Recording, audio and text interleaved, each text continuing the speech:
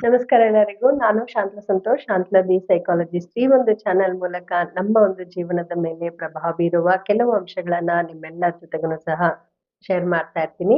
ಈ ದಿನ ನಾನು CBT ಅನ್ನುವ ಒಂದು ವಿಷಯದ ಬಗ್ಗೆ ಎಲ್ಲರ ಜೊತೆಗೂ ಸಹ ಮಾಹಿತಿಯನ್ನ ಹಂಚ್ಕೊಳ್ಬೇಕು ಅನ್ಕೊಂಡಿದ್ದೀನಿ. ಅದಕ್ಕಿಂತ ಮುಂಚಿತವಾಗಿ ನನ್ನ ಒಂದು ಚಾನೆಲ್ ನಲ್ಲಿ ಹೊಸದಾಗಿ ಹಲವಾರು ಜನ ಸಬ್ಸ್ಕ್ರೈಬ್ ಮಾಡ್ಕೊಂಡಿದ್ದೀರಾ. ಅವ್ರಿಗೆಲ್ಲರಿಗೂ ಸಹ ಧನ್ಯವಾದಗಳು. ಈ ಒಂದು ಚಾನೆಲ್ ನಲ್ಲಿ ಶೇರ್ ಮಾಡಿದಂತಹ ವಿಷಯಗಳನ್ನು ನಿಮಗೆ ಉಪಯುಕ್ತ ಅನಿಸಿದ್ರೆ ಬೇರೆಯವ್ರ ಜೊತೆಗೂ ಸಹ ನೀವು ಹಂಚಿಕೊಳ್ಳಿ. ಇದರ ಮೂಲಕ ಜನಗಳನ್ನ ತಲುಪೋದಕ್ಕೆ ನನಗೆ ಸಹಾಯ ಆಗುತ್ತದೆ. ಸೊ ಈ ದಿನ ನಾನು ಕಾಗ್ನಿಟಿವ್ ಬಿಹೇವಿಯರಲ್ ಥೆರಪಿ ಅಂದ್ರೆ ಅರಿವಿನ ನಡವಳಿಕೆಯ ಒಂದು ಚಿಕಿತ್ಸೆ, ಈ ಒಂದು ವಿಷಯದ ಬಗ್ಗೆ ಕೆಲವು ಮುಖ್ಯ ಮಾಹಿತಿಗಳನ್ನ ಹಂಚ್ಕೊಳ್ಬೇಕು ಅನ್ಕೊಂಡಿದ್ದೀನಿ. ಏನಿದು ಚಿಕಿತ್ಸೆ ಅಂತ ಹೇಳಿದ್ರೆ, ಇದು ಒಂದು ಮಾನಸಿಕ ಚಿಕಿತ್ಸೆಯ ರೂಪವಾಗಿದೆ. ಇಲ್ಲಿ ಮಾತಿನ ರೂಪಕ ಚಿಕಿತ್ಸೆಯನ್ನ ವ್ಯಕ್ತಿಗಳಿಗೆ ಕೊಡಲಾಗುತ್ತದೆ. ಈ ಒಂದು ಚಿಕಿತ್ಸೆಯನ್ನ ಯಾವ ಒಂದು ಸಮಸ್ಯೆಗೆ ಕೊಡಲಾಗುತ್ತದೆ ಅಂತ ನೀವು ಕೇಳೋದಾದ್ರೆ, ಇಲ್ಲಿ ಮಾನಸಿಕ ಒಂದು ಸಮಸ್ಯೆಗೆ ಬಳಲ್ತಾ ಇರುವ ವ್ಯಕ್ತಿಗಳಿಗೆ CBTಯನ್ನ ನಾವು ಕೊಡ್ತೀವಿ.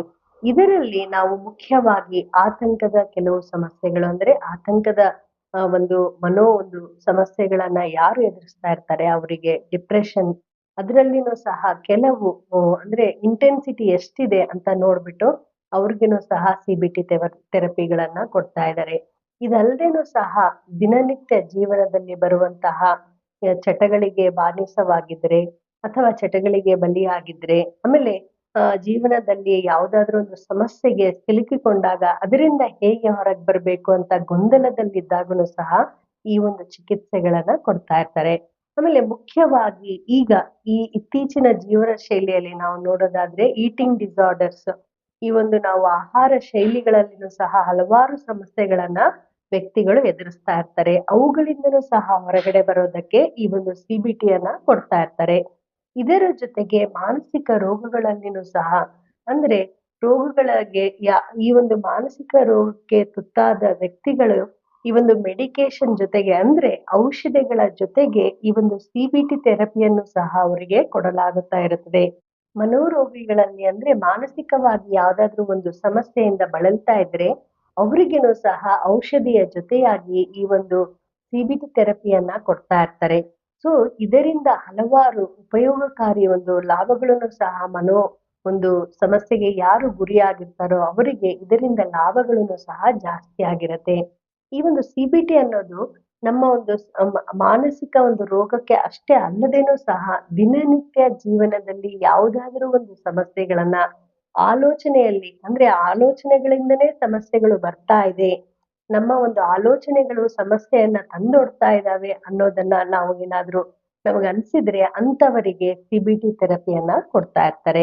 ಈ ಒಂದು ಅರಿವಿನ ನಡವಳಿಕೆಯ ಒಂದು ಚಿಕಿತ್ಸೆಯಲ್ಲಿ ಏನ್ ಮಾಡ್ತಾರೆ, CBTಯಲ್ಲಿ ಏನ್ ಮಾಡ್ತಾರೆ, ಹೇಗೆ ಈ ಒಂದು ಚಿಕಿತ್ಸೆಯನ್ನ ಕೊಡ್ತಾರೆ ಅಂತ ನೀವು ಪ್ರಶ್ನೆಯನ್ನ ಕೇಳಿದಾಗ, ಮೊದಲು ವ್ಯಕ್ತಿಯ ಆಲೋಚನೆಗಳು ಹೇಗಿದೆ, ಆ ಆಲೋಚನೆಗಳಿಂದನೇ ಏನಾದರೂ ಸಮಸ್ಯೆಗಳು ಬರ್ತಾ ಇದೆಯಾ ಅನ್ನೋದನ್ನ ಗುರುತಿಸಲ್ಪಡುತ್ತೆ.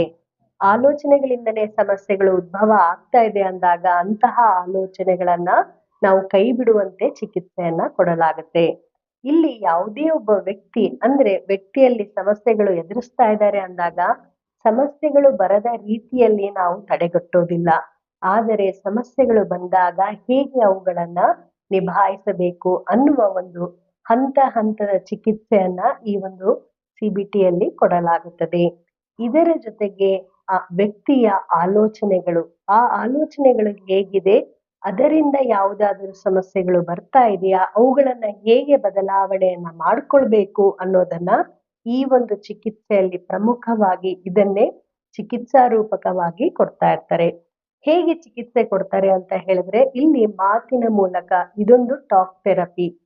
ಇಲ್ಲಿ ಪರಿಣಿತ ಒಂದು ಒಂದು ರೋಗಿಗಳ ಜೊತೆಗೆ ಮಾತನಾಡ್ಬೇಕಾದ್ರೆ ಪರಿಣಿತ ವ್ಯಕ್ತಿಗಳು ಅವರ ಜೊತೆಗೆ ಇರ್ತಾರೆ, ಥೆರಪಿಸ್ಟ್ಗಳೇ ಅವರ ಜೊತೆಗೆ ಇರ್ತಾರೆ. ಅವರಿಗೆ ಹಂತ ಹಂತವಾಗಿ ಕೆಲವು ಸೆಷನ್ಗಳ ಮೂಲಕ ಏನ್ ಮಾಡ್ತಾರೆ, ಅವರ ಆಲೋಚನೆಗಳನ್ನ ಬದಲಾವಣೆ ಮಾಡುವುದು, ಅದರ ಜೊತೆಗೆ ಸಮಸ್ಯೆಗಳು ಬಂದಾಗ ಅವುಗಳನ್ನ ಸರಿಯಾಗಿ ನಿಭಾಯಿಸುವುದು ಹೇಗೆ, ಆ ಒಂದು ಸರಿಯಾದ ಆಲೋಚನೆಗಳನ್ನು ಸಹ ಅವರಲ್ಲಿ ಬರುವಂತೆ ಮಾಡುವ ರೀತಿ ಈ ಒಂದು ಚಿಕಿತ್ಸೆಯನ್ನ ಕೊಡಲಾಗುತ್ತದೆ.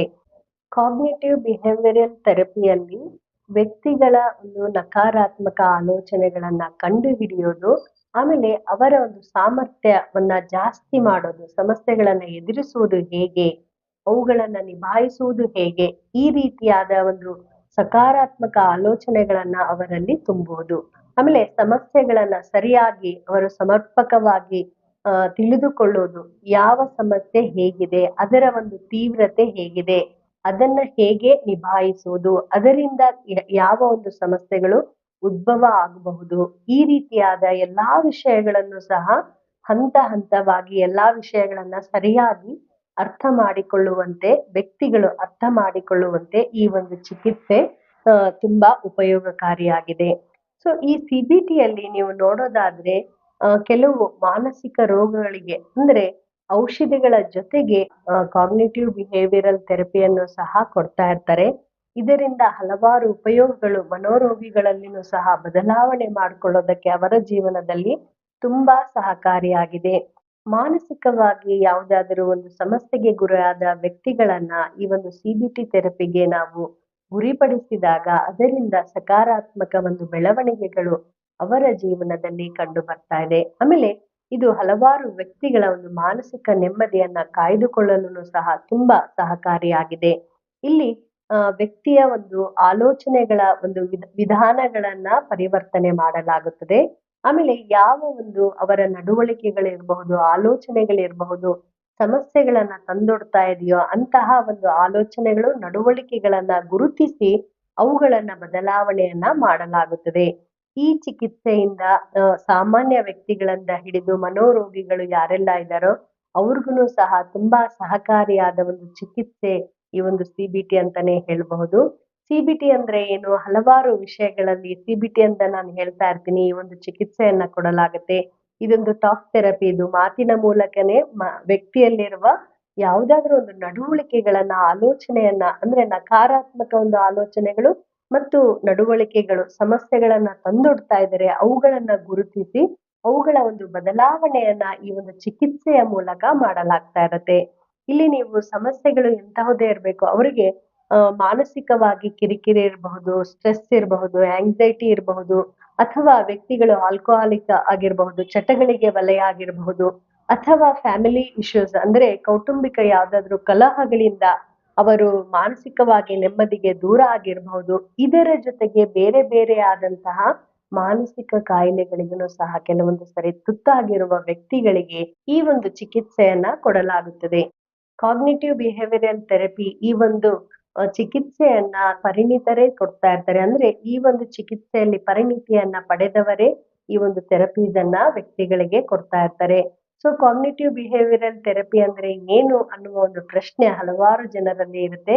ಸೊ ಅದಕ್ಕೋಸ್ಕರ ಕೆಲವು ಮಾಹಿತಿಗಳು ಈ ಒಂದು ವಿಡಿಯೋ ಮೂಲಕ ಎಲ್ಲರಿಗೂ ಸಹ ಶೇರ್ ಮಾಡೋಣ ಅಂತ ಹೇಳಿ ಈ ಒಂದು ಚಿಕ್ಕ ವಿಡಿಯೋ ಮಾಡಿರೋದು. ಈ ಒಂದು ವಿಷಯ ಉಪಯುಕ್ತ ಅನ್ಸಿದ್ರೆ ಬೇರೆಯವ್ರ ಜೊತೆಗೂ ಸಹ ಶೇರ್ ಮಾಡಿ. ನಿಮ್ಮ ಒಂದು ಅನಿಸಿಕೆಗಳನ್ನ ನನಗೆ ಕಮೆಂಟ್ ಮೂಲಕ ತಿಳಿಸಿ. ಮತ್ತೆ ಮುಂದಿನ ಸತಿ ಒಂದು ಒಳ್ಳೆಯ ವಿಷಯದ ಜೊತೆ ನಿಮ್ ಮುಂದೆ ಇರ್ತೀನಿ. ಅಲ್ಲಿವರೆಗೂ ನಮಸ್ಕಾರಗಳು.